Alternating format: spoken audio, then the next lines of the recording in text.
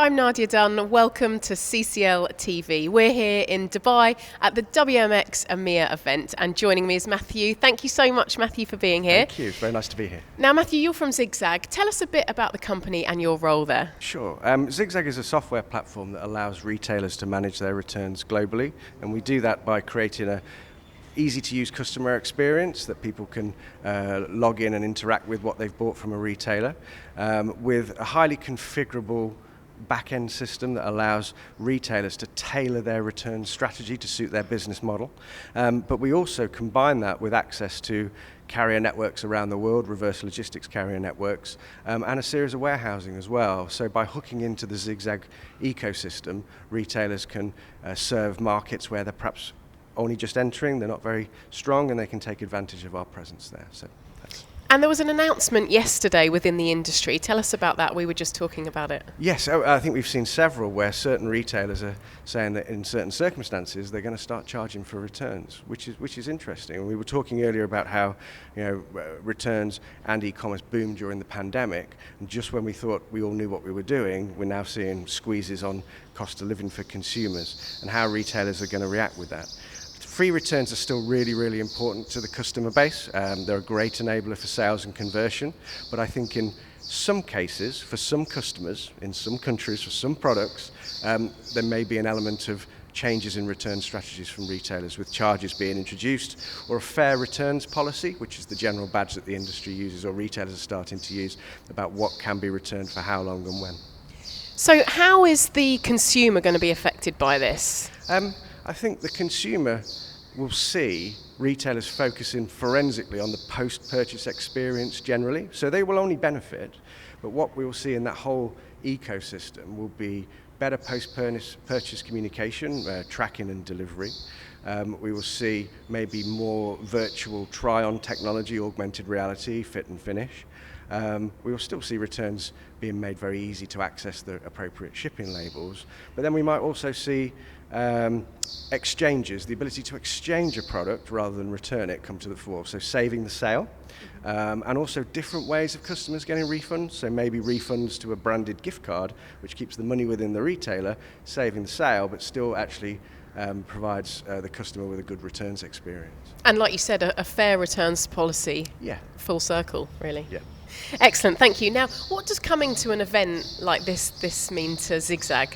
Well, firstly, you get to obviously get different perspectives and just see where some of the things that you're seeing happening, the changes that are happening, ring true elsewhere. And certainly we can see that, we've looked back over the pandemic, but now there's starting to be an emergence of, well, actually there's different times ahead, there's different challenges, and what can we do to succeed in those? How can we keep customers happy, keep them shopping, but also meet the cost challenges that are applied across to both retail and the logistics industry themselves? So what does the future look like then?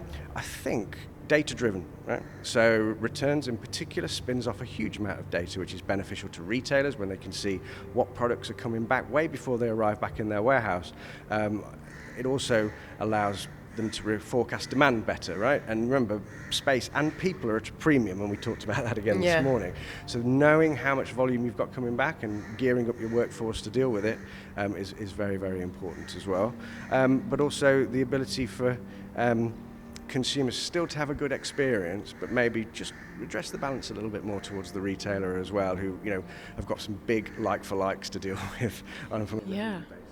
And how are we going to keep up with this data? Obviously, information technology, digitization, that kind of all comes into it. How are you going to keep ahead of the game? Well, one of the key things we're looking at this year, particularly investment, is we have the data, but what we need to do is surface it in more ways to more stakeholders to allow them to make insightful decisions on it really quickly.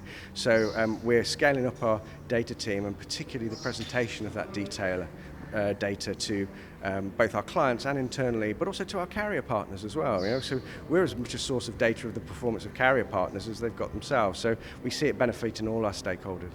And from a sustainability perspective, what are ZigZag doing to reduce their carbon footprint? Well, as a business, we're a software business, so we don't own trucks, we don't own warehouses, but what we can be is a real enabler for retailers to promote the most sustainable options to their customers.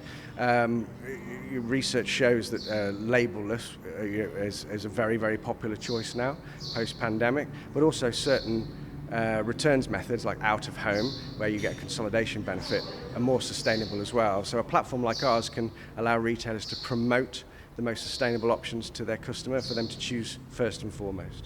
And obviously customers are now very, sustainability focused. Are you seeing that yourselves in terms of customers and clients? Yes, we're seeing more demand. I think at the moment people are seeking the data to then make the decisions about what they need to do next. At a very basic level, people are seeking data of, well, I've shipped all these items into this country. Do I have to ship them all back again to my DC? Can I ship a jumper that I've sold in February back in May when it's not going to be needed? Or what else can I do with it? So I think they're on a journey. The logistics side and sustainability options are being promoted, but now it's going to be, well, actually, what can I do to stop all those logistics miles and get a better realisation for my returns product, or actually in the country into which I've delivered it. And what are your short, mid and long-term goals? You spoke a bit about the future. Tell us a bit more about that. Yeah, so personally I look after the team which takes the ZigZag platform for resale to its customer base. So we deal with carriers, posts and warehousing providers. We're adding more all the time as they've kind of got to a point where they need a return solution. They're doing tenders in the marketplace, and returns are now part of almost every sort of retailer's tender. But buy and build, we've got so much experience baked into our platform now that it kind of just makes it easier to partner with us and then offer our services to the market branded as the retailer. So short to medium term, we're adding more and more of those partners. The longer term one is about harnessing that data for the value of all of our stakeholders. And what are your thoughts about CCL TV being here at the event? Oh, I'm delighted to get the chance to speak to you. I know that our founder and CEO, Al, is a regular, but I'm after stealing his crown, right? Yeah, well, thank you so much for joining us. You're most Maybe we'll welcome. get Al a bit later. Thank you so much for being here. Thank you. Thanks.